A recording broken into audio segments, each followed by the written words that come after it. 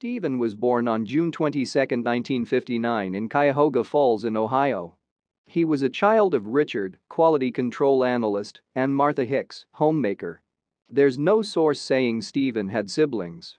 People who knew him said that he was a warm and friendly person who liked to help others and was always eager to meet new people. Steven's father Richard described his son as a deeply caring person, telling the Associated Press an anecdote about a hunting trip during which Steven shot a rabbit. He was as proud as he could be and then bawled his eyes out, Richard Hicks said. Recently in 1978 he graduated of Coventry High School in Ohio. On a hot June morning Steven Hicks left his home to go to a rock music concert at nearby Chippewa Lake Park, and he was very excited about that. Steven was hitchhiking that day. His father told the newspaper that his son was very trusting and warned him that hitchhiking could be dangerous, but Steven decided to do this anyway. If he was still living in Cuyahoga Falls, it would be about 30 miles to the concert. Steve must have met Dahmer near West Bath Road after traveling about 8 miles, which he drove with group of students who he was supposed to meet at the airport later, but never showed up there. Because it was still some time left to the concert, Dahmer invited him to his parents' house under the guise of having a few beers. He promised that later he's going to drive Steven to the concert. They were drinking in Dahmer's house when Steven decided it's time to go because he didn't want to be late for concert. Dahmer didn't want him to leave, so he struck Hicks twice from behind with the dumbbell. When Steven fell unconscious, Dahmer strangled him to death with the bar of the dumbbell. His body was dismembered and remains were pulverized and scattered in the woods behind Dahmer's childhood home. When Steven didn't came home that night, his parents weren't worried. He was known to stay out late, and his parents presumed he had simply forgotten to call. They called the sheriff's department and reported their son's disappearance 6 days later. After calls to hospitals and to Steven's friends, detective interrogated Steven Hicks' family and friends. He retraced a 30-mile route to Chippewa Lake. He checked with the authorities in surrounding counties to see if a body had been found. He entered Steven's name, date of birth and description into a computer network that helps match bits of information on people.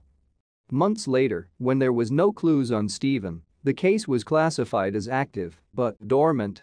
It was like he had just disappeared, said Carol Hewitt Varner, a detective later assigned to what became the county's only unsolved missing person case. It was a big mystery in this office. What happened to Steven Hicks? Even with no information about their son, the Hickses didn't stop looking for Steven. They continued to push detectives to send their son's dental records and X-rays to police departments that had unidentified bodies. Martha and Richard Hicks offered a $2,500 reward for information leading to their son.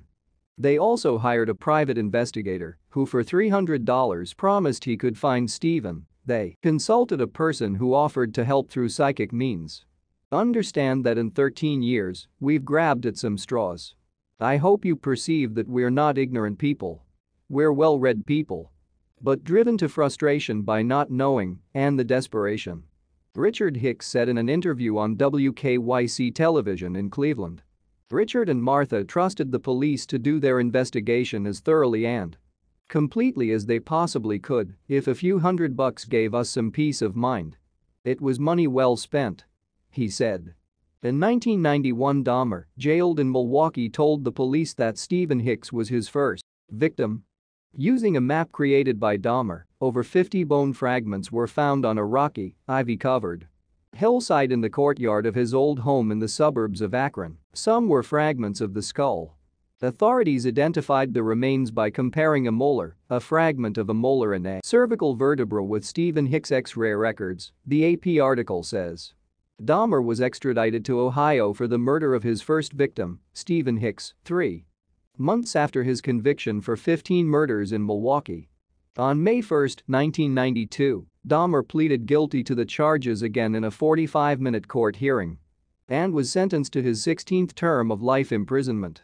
Jeffrey's father, Lionel, published a book in 1994 called A Father's Story and donated a portion of the proceeds to the victims' families.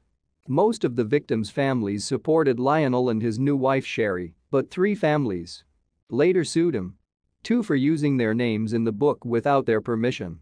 The family of Steven Hicks filed a wrongful death lawsuit against Lionel, Sherry, and former wife Joyce, citing parental negligence as the cause of death.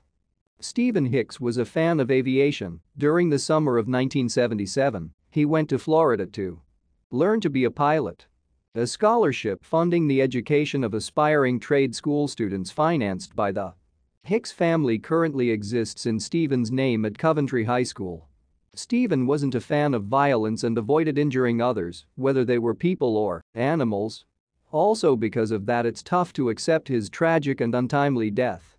He died on June 18, only 4 days before his 19th birthday. Steven is buried at Greensburg Cemetery in Ohio with his parents and the Bitchin' Fries. Named Brutus Richard owned towards the end of his life.